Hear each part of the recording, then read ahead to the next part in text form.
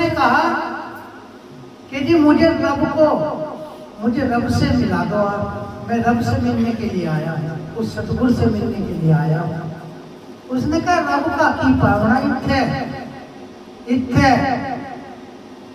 इत्थे उखाड़ा इत्थे लावना।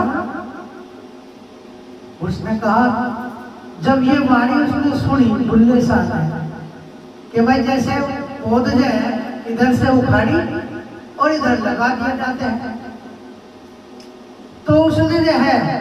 उनकी जब आंख से आंख मिलाई तो उनका नूर जो उसने देखा बुल्ले शाह ने, तो उस पर उस नूर को सहन ना हुई और वो उनके चरणों में पड़ गया जाकर। जब उसने देखा कि भाई ये पूरे मुर्शिद है, पूरे सतगुरु है, तो व्यक्ति जो है,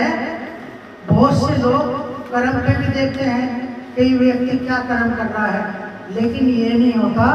कि वो मालिक पता नहीं किसके अंदर विराजमान हो जाता है। जैसे जगत गुरु रविदास महाराज के समय कालीन में जो इतने ब्राह्मण थे और लोग थे, तो सब यही तो कहते थे कि गुरु रविदास जी जो है एक दरिद्र यानी गरीब के घर में, एक गरीब के घर है, ये इनकी यहाँ भक्ति नहीं होगी, भक्ति तो बहुत मालदार के यहाँ मिलती है। तो इसीलिए गुरु रविदास जी ने कहा, दरिद्र देख सब कोई हंसे ऐसी दशा हमारी, अष्ट दशा सिद्ध कर तले सब कृपा तुम्हारी। कि अष्ट दशा सिद्ध कर माने हाथ, तल माने हथेली, कि मेरी हथेली पे सारी दुनिया की ऐशो आराम रिद्धि सब कुछ मेरे हथेली पे रखी है। तो इसीलिए हमें यही जानना चाहिए, हमें कर्म पे ध्यान रखना चाहिए।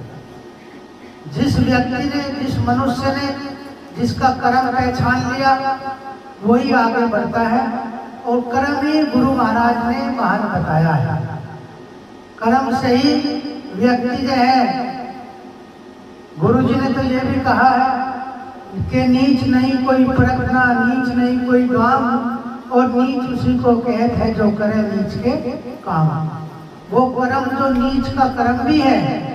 ऐसा कर्म भी करते हैं कि उससे हर आदमी, हर व्यक्ति यही कहता है कि भाई बहुत नीच का काम करते हैं, तो बहुत नीच कर्म कर रहा है। तो इसीलिए हमें ये देखना है कि गुरु महाराज जो ऐसा कर्म ना करवा दे कि गुरु के देश